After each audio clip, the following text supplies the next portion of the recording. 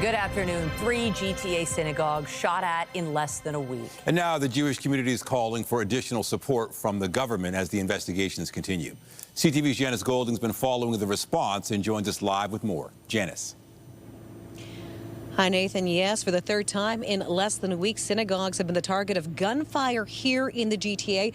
Just before midnight on Friday, York Regional Police were called to Clark and York Hill for a shooting on a Thornhill synagogue. Minutes later, another synagogue was fired upon at Bathurst and Glencairn in Toronto.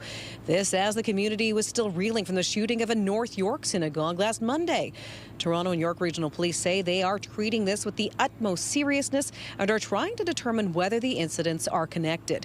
Meanwhile, local politicians are expressing concern for Jewish residents and have called for more action and stronger responses from all levels of government, saying police need more tools and support.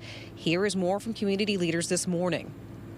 I would love to say that we are completely surprised and taken aback, but the truth is there has been so much hate sort of festering in this city for the last couple of years, and it's been left unchecked. And so it's a horrific time. I think we're all shaken. We're resilient, but we're completely shaken. But we absolutely need to treat this as a threshold that's now been crossed. Like, we need to act, and we need others to act. One of the synagogues that was shot at this weekend was a synagogue where my wife and I were married about 26 years ago. I remember sitting on the front steps where the bullets went through for a pose for our picture right after we stood under the canopy together. Why do I mention that? Because this week, my daughter is going to be getting married in that exact same synagogue. She probably won't sit on those steps taking that same picture. Now, police say they have increased patrols and surveillance near areas of worship, public community centers, as well as schools. And they say they are also in the process of collecting evidence and surveillance video in an attempt to identify the suspects. Reporting live from Janice Golding, now back to Michelle and Nathan. Thank you, Janice. Gas prices were on the rise over the weekend, and it appears this week may be no different. Crude oil has hit its highest price since 2022 as the war between the U.S., Iran, and Israel continues to impact the global oil supply. CTV's Rahim Ladhani has been speaking with drivers, and he joins us live now with more. Rahim. Hi, Michelle. We're at the Shell gas station at the intersection of Kipling Avenue and Rexdale Boulevard. And the feeling amongst drivers is frustration and helplessness. We spoke with one woman who, while she was filling up, it didn't really register with her that she was filling up for $1.57.9 per liter. But after she finished filling up, she came and found us and said, hey, normally I fill up for $40. Today, that barely got me to half a tank. And so this is what drivers are feeling as they're filling up today. Let's look at the big picture. Oil prices surged now to $100 US per barrel for the first time in more than 3.5 years on Sunday. This morning, the price of a barrel of West Texas crude is just over $100, an increase of more than 10%. Now, this is impacting the entire world, including all of Canada. British Columbia, for example, they are being hit the hardest now, with gas selling on average for $1.72 per liter. U.S. President Donald Trump is posting on social media saying short-term oil prices will drop rapidly when the, quote, destruction of the Iran nuclear threat is over. He says it's a very small price to pay for USA and world safety and peace, and he adds that only fools would think differently. That's a quote. We've been talking to drivers at the pumps here today. Have a listen to how they're feeling. How do you feel about the price of gas right now? It's not cheap. Bad. Yes, bad. What are you expecting? I hope they told us the crisis in the Middle East, so hope it gets ease off soon. Yeah. So the better it ease off, the better for us. And the better for everybody, though. We're driving, and we're going to drive in any case. Now, the price at the pump right now seems to be the only pain point for drivers, but the longest this conflict goes on in the Middle East, the more other sectors it could trickle down to in the economy. For example, if jet fuel prices surge, that could impact the price of flights and also anything that needs to be transported, including food at the grocery stores. Reporting live, I'm Rahim Ladhani. Michelle, back to you. Thank you, Rahim. Still to come on CTV News at noon, continuing coverage of the war in Iran. We'll have the latest on the situation on the ground and Canada's response a little later in the newscast. But first, here at home, police are searching for a suspect in connection with an assault in Scarborough. Police have released video of the incident that happened in the area of McCowan Road and the 401 shortly after 3 p.m. on Saturday. Police say the suspect punched through the mesh window of a security booth and began stabbing a desk inside with a knife. The person in the booth managed to get out and was not injured. The suspect then left the scene on foot. He's described as a man with short gray and blonde hair, last seen wearing a black leather jacket and blue jeans. Shots were fired downtown last night. Police were called to the Queen Street and Denison area around 12:20 a.m. for reports of shots fired. They found bullet holes in the windows and doors of a building. Investigators have not provided any information about possible suspects, and no injuries have been reported. The Crown is seeking to withdraw more charges in the sexual assault trial of billionaire businessman Frank Stronach. The counsel's sexual assault charges related to two different complainants.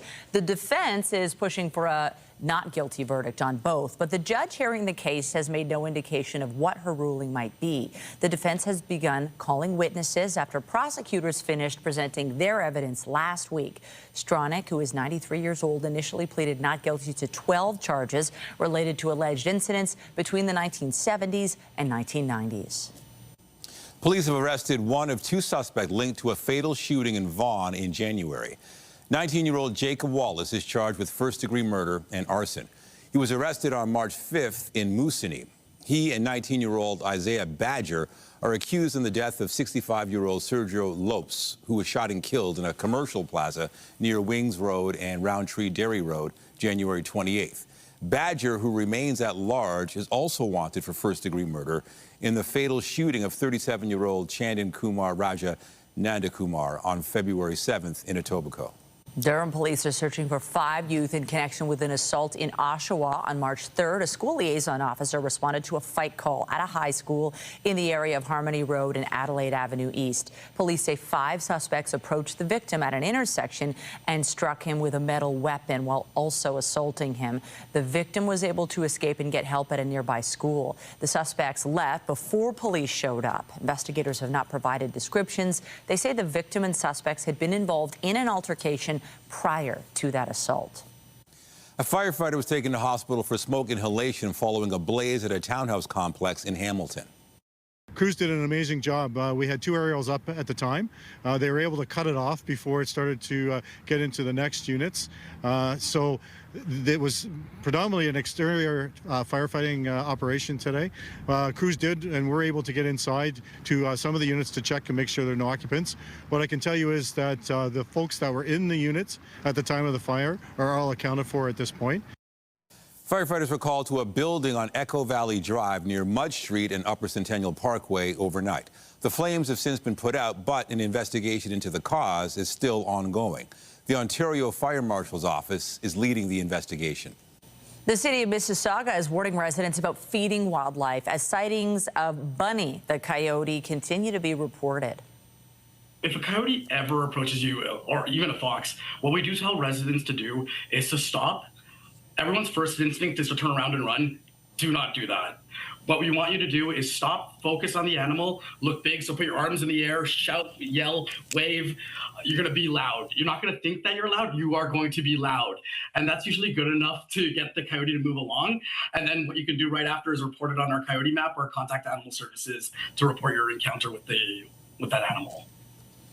Bunny is often seen wandering around Mississauga and Etobicoke and can be recognized by her missing tail. She has been spotted in plazas and neighborhoods. The city says Bunny is what experts call a food-conditioned coyote, meaning she's learned to connect people, cars, and certain places with easy meals and access to food. Feeding wildlife in Mississauga can result in a fine between $365,000 and $100,000. Torontonians are getting an early taste of spring, but it's not expected to last. Temperatures are due to be in the teens through the middle of the day, but winter is not done with us yet. We'll talk about that a little later. CTV's Sean Leathong's been speaking with people enjoying this warmer weather, and what a difference warmth makes, Sean. Well, Michelle and Nathan, it's all about context, really. When you think back to 1 week ago, we were dealing with temperatures in the minus double digits overnight, and then we come up to this. It'll be plus 15 later on today. The sun is out, so that's a temperature swing of 25 degrees in just a week. Just in today only, we woke up and it was about plus 5, so it'll go up to plus 15. Another 10-degree temperature swing in just 1 day. So it feels good to be out in the city. We want to be done with winter, but we know winter's not done with us yet. But at least we have today. Today will be sunny. Today will be warm, and we see many people getting out here at Sunnyside. Now, the boulevard here has been packed with people biking, running, just getting a little bit of a walk in. Some of the people I spoke to said, you know, they walk all year round. They're going to do this, so this is much nicer. But many others taking the time to get out on their bikes, get out for a run in the way they couldn't last week. I did speak to one guy who said he was happy to finally put his shorts on. Right, I can be on my shorts. It's miracle for that time of the year. I love it. I hope the weather is still like that for longer, right? You think winter's done? No, it's not. You can tell the air is still cold enough, right? I hope so it's done, but it's not really done, yeah. But it's a good break, right? We need to enjoy whatever you can. Be outside, have sunshine, have some vitamin D. Life is short. You need to enjoy days like that. I think you just appreciate it more because you know that it might not last. So I think you just sort of embrace it. It feels like I got my life back. Have a good day. So we have our lives back for 1 day at least, but we do know that in the coming days it will be a little bit more seasonal. It's going to get a little bit colder, but we can't think about that right now. Today's the day where we can live a little bit. We know spring is on the way. Many of the people I spoke to said we know we always seem to get some snow in April, but at least today, March 9th, will be warm. Reporting live, I'm Sean Leathong. Michelle, send it back to you. Let's enjoy it while we have it, because yes, Sean, there is snow on the way this week. Let's take another live look from another vantage point of the city. You can see there's some sunshine, a bit of cloud. We have the double-digit temperatures this afternoon, and it is going to get warmer throughout the day. Lindsay Morrison joins us now with all the lovely details. Lindsay. Well, Michelle, if you like this kind of weather, I think you're going to like the fact that we have already just about reached our forecast daytime high for today. It is 14 degrees this hour at Pearson Airport, so at this point it's looking likely that we're going to climb to 17, maybe even 18 degrees in parts of the GTA. I'll zoom in a little bit closer so that you will find single-digit temperatures still along lakeshore communities, especially downtown Toronto and east into Durham, but Burlington, Oakville in the teens already, and Niagara Falls 15 degrees at this hour. So we've got southwest winds. This is one trade-off. It's going to be quite breezy today. We're already experiencing gusts upwards of 50 kilometers per hour in some places. Mentioned the sun and the cloud. There's a bit of a mix of that happening right now. Hopefully we will enjoy a little more sunshine as we progress through the rest of this afternoon. But enjoy this, because as we've been mentioning, change is on the way. First, it's going to come in the form of conditions, and then as the week goes on, the cooler air is set to return. We'll tell you everything you need to know heading into next weekend coming up in your weather forecast. But for now, Nathan, going to send it over to you. Thank you, Lindsay. A date's been set for 3 federal by-elections to fill empty seats in Ontario and Quebec. 2 of the seats are here in Toronto and are considered Liberal strongholds, while the Quebec riding of Terrebonne is considered a toss-up. CTV's Kamal Karamali has the details. Here in this Toronto neighborhood of Yorkville, it's not just the weather that's heating up, so is the political landscape, with a federal by-election being announced. There's been so much discussion on what's going to happen. Prime Minister Mark Carney announcing 3 by-elections, 2 in Toronto, another in Quebec. The riding of University Rosedale left vacant when former Deputy Prime Minister Chrystia Freeland decided to become a volunteer advisor to Ukraine's president. Former Liberal MP for Scarborough Southwest, Bill Blair, now appointed Canada's High Commissioner to the UK, leaving his seat empty. And for Terrebonne, Liberal Tatiana Auguste defeated Bloc Québécois candidate Nathalie Sinclair de Gagné by just 1 vote last year, but that was overturned by the Supreme Court last month. The 2 will once again go head-to-head. And there's a lot on the line. The Liberals right now have 169 seats in the House of Commons. Winning all 3 by-elections would be enough to give them a thin majority government. I think that the 2 Toronto ridings are a lock for the Liberals. They've managed to do something quite impressive. They poached the deputy leader of the Ontario NDP. The shocking defection of a former Ontario NDP deputy leader to the Liberals, and the selection of a longtime family physician expected to bolster Carney's stronghold in the Toronto ridings, with no Conservative candidates announced yet. But it's the wild card, Terrebonne, that could go either way. Governments typically only call by-elections when they expect they can win them. And so I have a sneaky suspicion that the Liberals are feeling optimistic about their prospects in Terrebonne. And so it looks like Carney, knock on wood, for him, has a real chance to secure that majority, albeit literally by one seat. With the chocolate lovers? Yes. Back in Yorkville, though, residents ready for change. Christian didn't do a lot for this riding, so hopefully somebody better will come in. And wondering who will taste sweet victory. Kamal Karamali, CTV News, Toronto. Iran has named a new supreme leader and launched a fresh round of attacks on Israel and other Gulf states as the war in the Middle East rages on. Residents of this city of Qom took to the streets to celebrate the announcement of Ayatollah Mojtaba Khamenei as Iran's new supreme leader. He is the son of Ayatollah Ali Khamenei, who was killed in U.S. and Israel strikes at the beginning of the war. The 56-year-old was named Ayatollah by Iran's Assembly of Experts. Meanwhile, Iran's oil ministry says several depots in Tehran were struck over the weekend. Iranian officials say more than 1,200 people have been killed in 10 days of fighting, with more than 12,000 others suffering injuries. Meanwhile, sirens sounded in several Israeli cities overnight as a result of Iranian missile attacks. Officials say at least one person was killed in this latest round of strikes.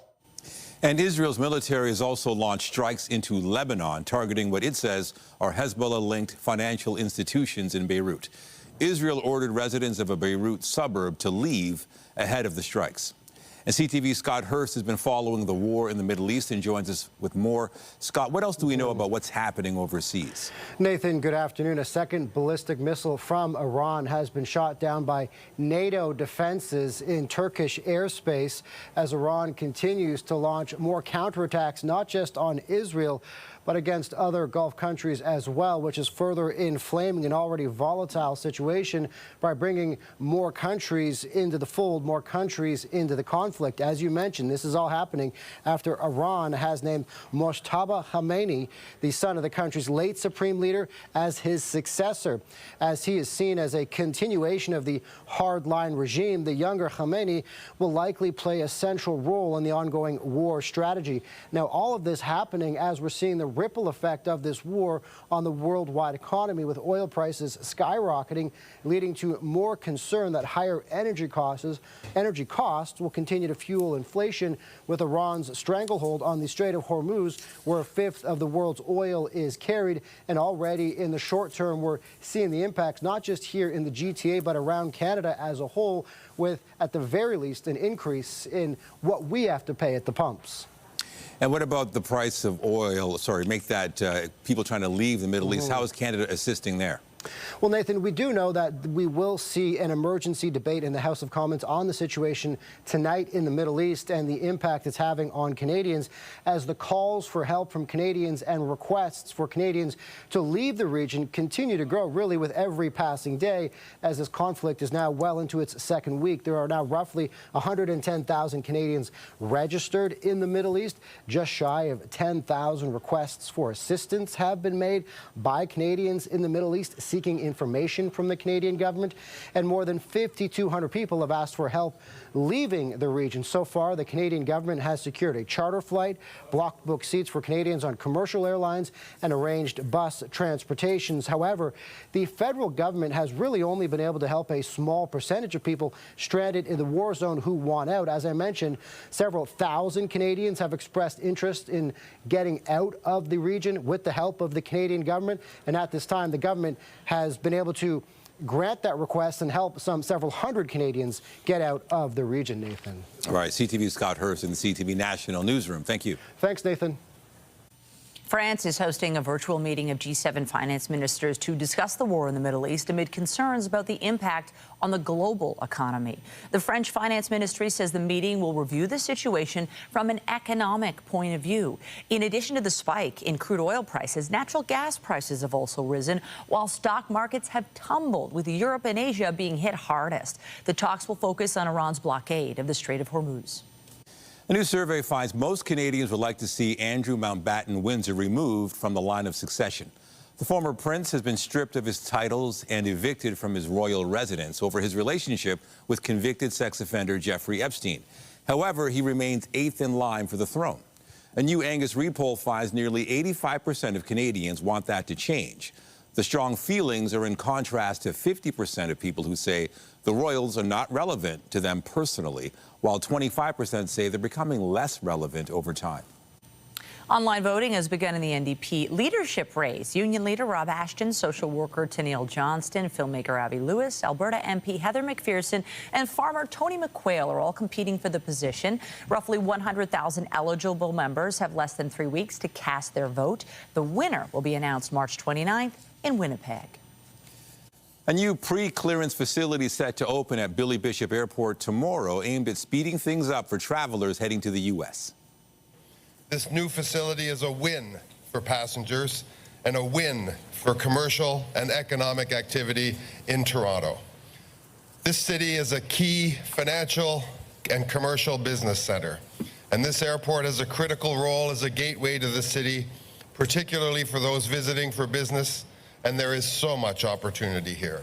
Taking this step to bring pre-clearance to Billy Bishop makes clearing customs that much easier, our trips that much easier, smoother, especially for business travelers and families who just want to get to where they want to go quicker and faster.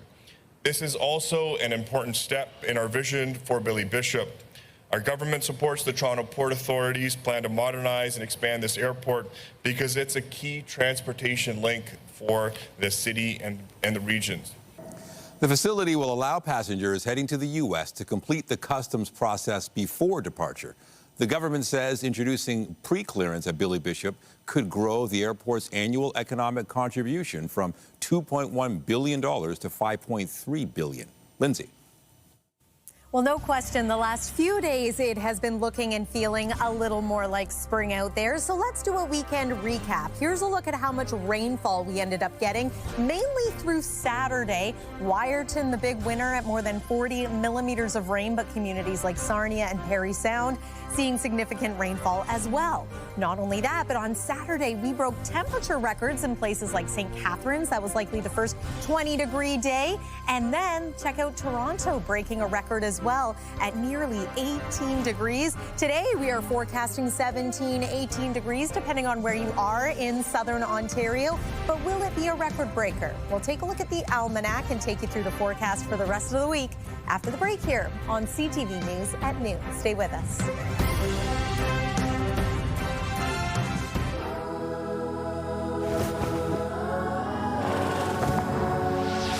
The World Cup is coming to Canada.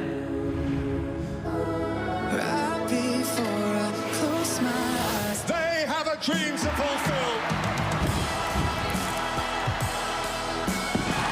Canada, this is the moment we've all been waiting for. That's what they came for!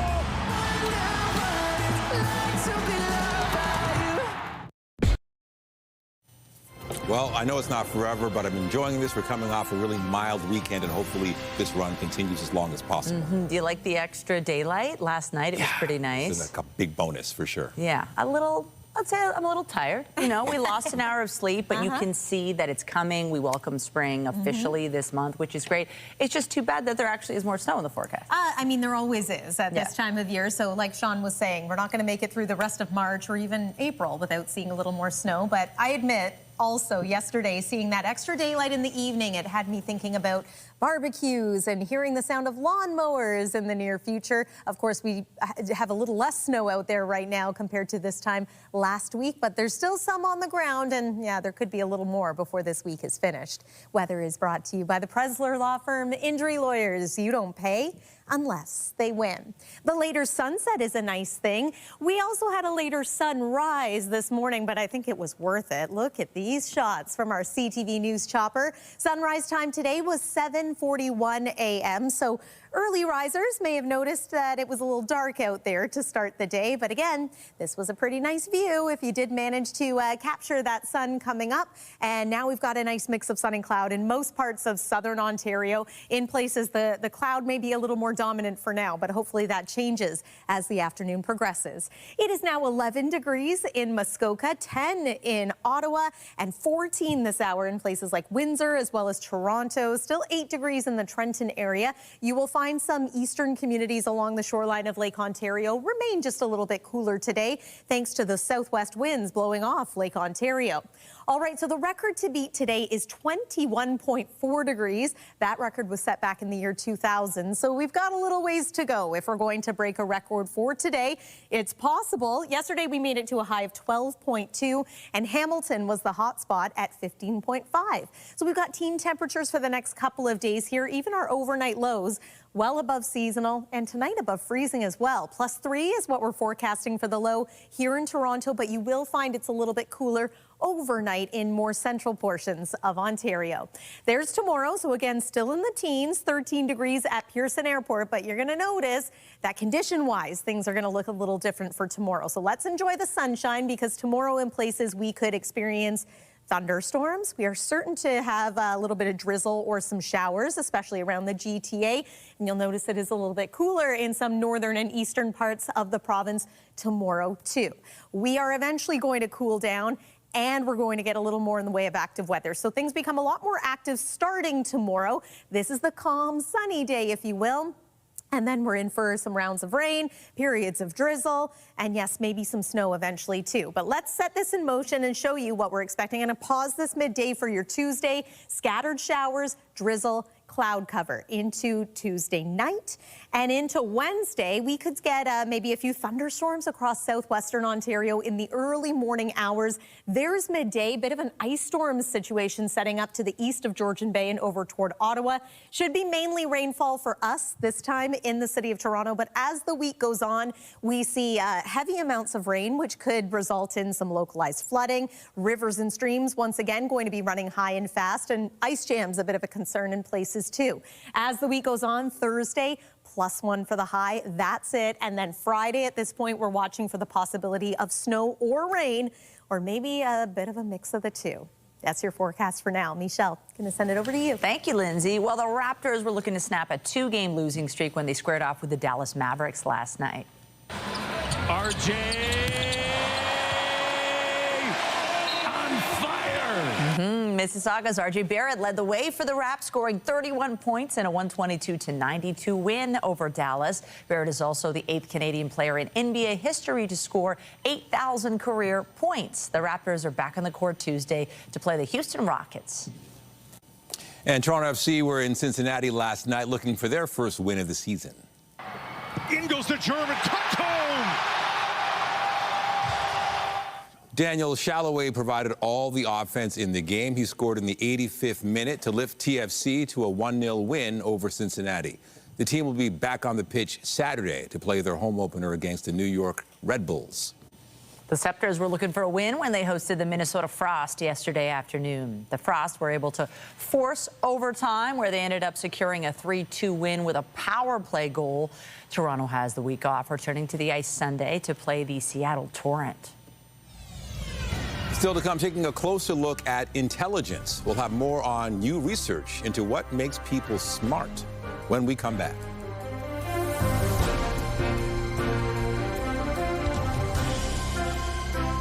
When you see it happen, send it to CTV News. Text 10400 from your screen to ours. Text 10400. Scientists have grown human brain cells in a dish and somehow taught them to play the video game Doom. The obvious question is why? And to answer that question and for more of this week's Science and Tech News, we're joined by Dan Riskin. So why they grow in human cells? Yeah, okay, so growing brain cells in a dish and then getting them to talk to each other is I mean, it's got medical applications, but what this is a group of scientists in Australia. They really are interested in the interface between computers and brains. They want a brain to be able to talk to a computer without a keyboard or a joystick. They want you to be able to think something and have the computer do it.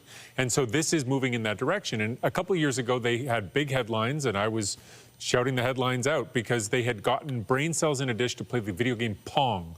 You know, with the one paddle that moves up and down. And that made sense. It was a proof of concept, and they sort of showed, look how the brain cells understand the computer, and the computer understands the brain cells, and they're talking to each other.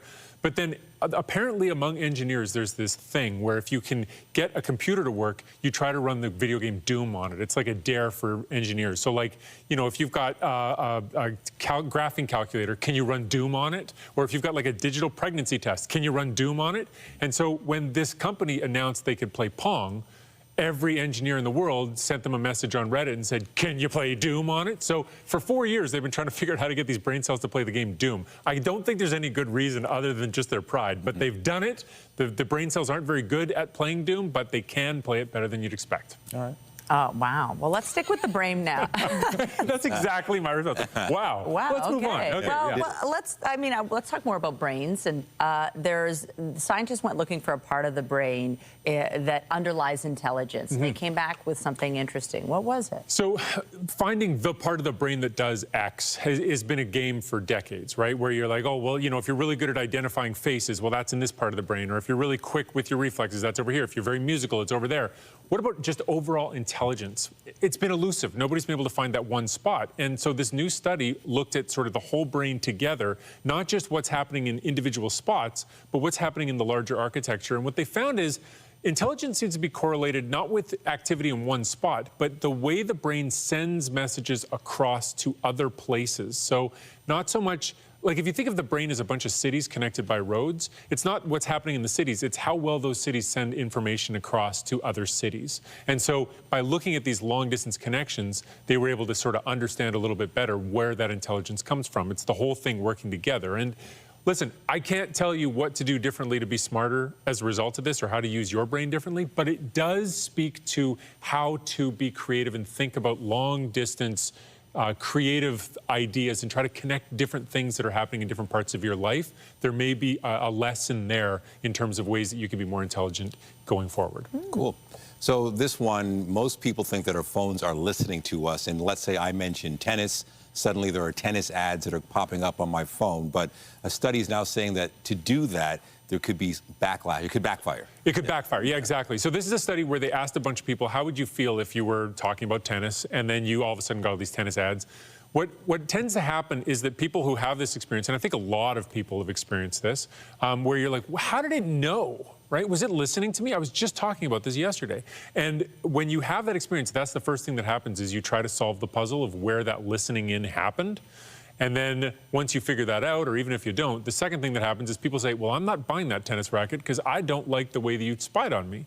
And this is a really interesting piece because, one, the tennis company didn't spy on you. They just sold advertising. So, you know, it's not their fault that you had this experience. But the second thing is Apple, Amazon, these companies say they're not doing that. So, and do you believe them or not? I don't know. I mean, if you're into tennis, you're going to have a conversation about it, but it's probably also going to show up in the stuff you look at on your feed, right? There might be other ways that they came to the conclusion that they should show you this ad. But the fact that you have this creepy experience where the advertisers, it feels like you're being listened in on, makes you not interested. So this is a big problem for advertisers. And whether it's actually happening, they say no. It's really hard to know what the truth is, and that's part of what makes it so frustrating. If they were to admit they were doing it, maybe that might be better. Right. It's an interesting strategy. Or you might say, okay, it's fair game if I'm next to my smart speaker, but it's not fair game if I'm putting my kids to bed and my phone's in my pocket. Well, it gets you in trouble, too. Like, my husband will be like, you've been shopping for shoes again, because he'll see that all the ads are shoes. Oh, hilarious. So yeah. Those algorithms are a mess. They are. And the other thing that can happen is, let's say you're looking for wedding rings, it'll know that in 6 months it should show you baby stuff. Oh, goodness. They know you that well, and so it's not surprising these coincidences happen, even if they're not actually listening in. Remember the good old days. Dan Riskin, thank you so much. Appreciate it. I do. Thanks very much. All right, to other news, a major project is underway at the Canadian Fossil Discovery Centre in Manitoba. The facility is using new technology to reconstruct a marine reptile that lived millions of years ago. CTV's Alex Carpa has those details. This is what we are doing, scanning in 3D all the bones. At the Canadian Fossil Discovery Centre, Adolfo Quatara and his team have undertaken a process unlike any other. The scan is being made in two parts. They are reconstructing and assembling a 30-foot Styxosaurus species, a long-necked marine reptile that lived during the Cretaceous period roughly 80 million years ago. So the plan is to 3D scan all these remains, all the fossils, all the bones, the vertebrae, the flippers, the skull. This is how the process works. Each fossil fragment is carefully scanned into a computer, digitally reconstructed, and then brought back to life using 5 3D printers. The pieces are assembled into a full skeleton for display. We were able to reconstruct this way the first skeleton in barely 5 months. The center houses a collection of around 20,000 fossils. It is the only institution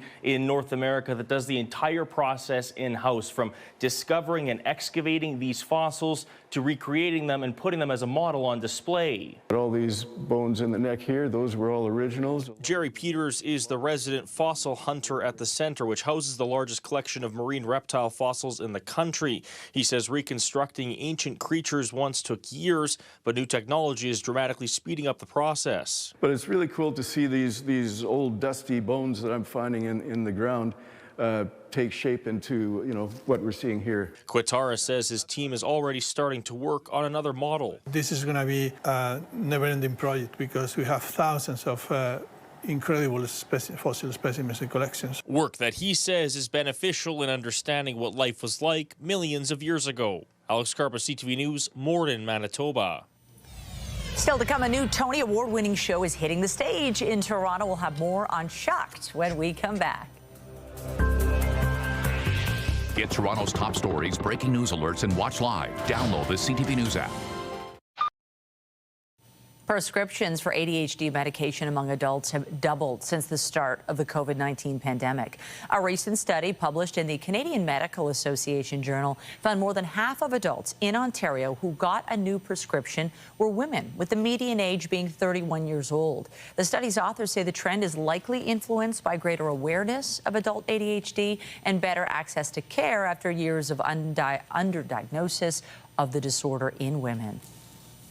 Nova Scotia's microbrewing industry is experiencing a reset as a number of businesses have shut down. The remaining operators are pushing for a change in government policy, which they say could help keep the beer flowing. CTV's Paul Hollingsworth has the story.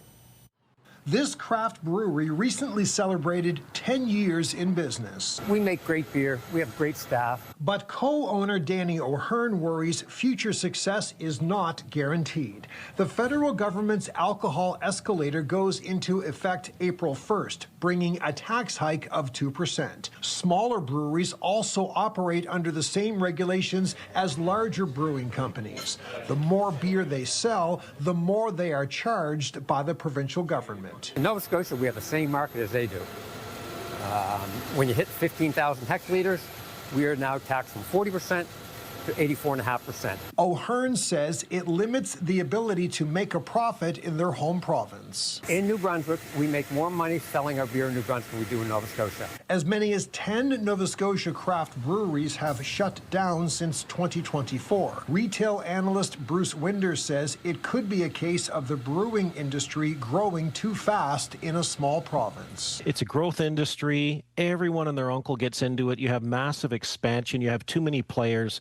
And then what's happened is governments, have some fairly tight regulation on this that limits the margin. Dalhousie University professor Dan Shaw says the beer market in North America has seen a dip in sales. The consumption is going down by 4% a year in the last year. Weed sales has replaced, is a substitute. Danny O'Hearn fears even more small breweries could close in the future. He hopes both levels of government step in to ensure the industry doesn't continue to shrink. Paul Hollingsworth, CTV News, Halifax. There's a new musical on stage in the city, and its creators wouldn't be upset if it was described as corny. CTV's Carol Charles recently sat down with the cast members from the Tony Award-winning show Shucked. I'm talking corn. In a small town called Cobb County, corn is at the center of everyone's life. Cobb County is entirely encased in corn. There's nothing but corn. Everywhere you look, corn as high as an elephant's eye. Problem is, the crop starts dying, and since the vegetable is the town's staple, their livelihood is in jeopardy. That's when Maisie, played by Danielle Wade, steps up to save her small town. She leaves home for the first time in an attempt to find someone who can come to their rescue. I think she gets a little more than she expected in Tampa. She finds herself in a sticky situation that she doesn't even realize she's with our lovable con man. Brace yourself. The supposed expert she returns with isn't what he appears to be. She's an easy mark, and she believes so wholeheartedly. She just walks right in, and she thinks I'm a corn doctor, and I'm shocked I'm shucked, if you will, that she thinks that that's what I can do for her. This isn't an argument. I'm right, and you're just saying things. The show was a musical comedy with a message about community and believing in yourself. I think going out of her small town and adventuring, much like a lot of us, we adventure somewhere bigger to realize that we had it in us the whole time. We just didn't know. This show, to me, is really powerful because it's about community, it's about family. There's something really disarming about laughing together and listening to great music. The production will run until April 5th here at the Princess of Wales Theatre. Carol Charles, CTV News.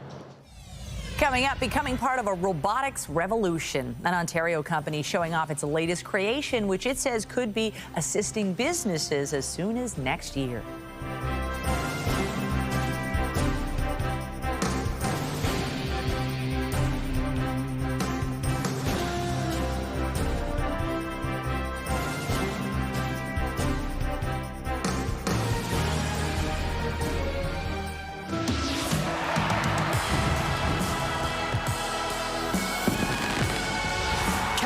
This is the moment we've all been waiting for. That's what they came for!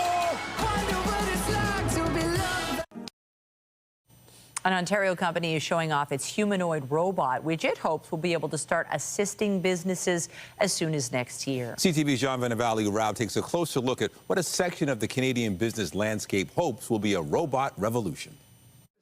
So this is MH3. This is our third generation humanoid. Tarek Rahim was happy to show us his company's most recent humanoid, a made-in-Canada machine with arms, hands, and a head. But this is purely Canadian. 100%, yes. Developed in Cambridge, Ontario by Robotics, the goal is to start putting the so-called MH3 to work next year, initially doing repetitive and mundane jobs in industrial settings. The robot has vision and can locate and lift objects like this water bottle, placing them precisely where they need to go. And that sounds simple, but it's actually very technically challenging to pull off. And amid an explosion of AI-driven advancements, Rahim thinks something bigger than the automotive revolution is about to hit. I can't wait for what's coming ahead. It's really exciting. Recently, Kung Fu robots in China became a viral sensation, a flashy example of how fast the technology is moving. There have also been test projects with humanoids in the home, though many still need guidance from operators off-site. And it was recently announced that several of these people-like robots will begin working at a Toyota assembly plant in Woodstock, Ontario. They were built by a company based in Oregon. It has been wild. The amount of interest and investment and competitors that have just emerged in the last 2 years has been mind-blowing. Rahim has been working on robots for almost a decade, starting with this earlier humanoid, and now arriving at a third version that notably doesn't have legs. Why not legs?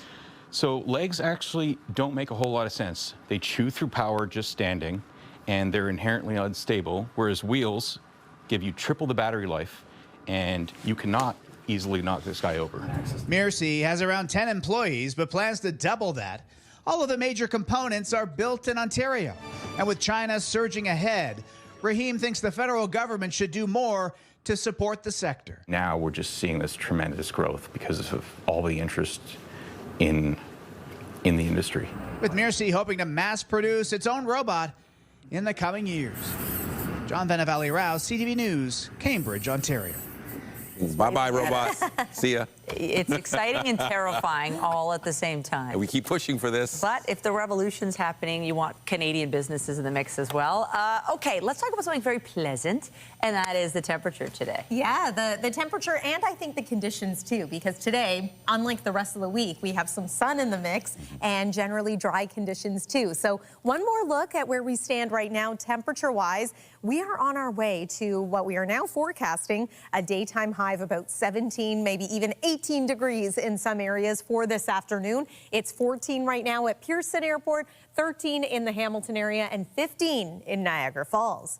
Into tonight, we stay above freezing. We are also above seasonal at +3. Watch for an increase in cloud cover. Waking up tomorrow morning, we are likely to experience some fog. And then throughout the day, there's the opportunity for drizzle, chance of showers, also the risk of thunderstorms, especially across southwest Ontario, but maybe for us too here in and around the GTA, especially as the next system moves through. And this one's going to be a weather maker for us into Wednesday. You'll notice that the ice looks like it's mainly going to be for areas north of here, so east of Georgian Bay over toward Ottawa, but the possibility of mixing happens for us too. As mentioned, the 7-day forecast a little more dreary compared to today for the rest of the week. And notice the temperature starting to go down starting Wednesday overnight. Thursday and Friday will be seasonably cool, and then Friday, as early as Friday, we're watching for the possibility of snow or rain. Nathan and Michelle. Winter not over.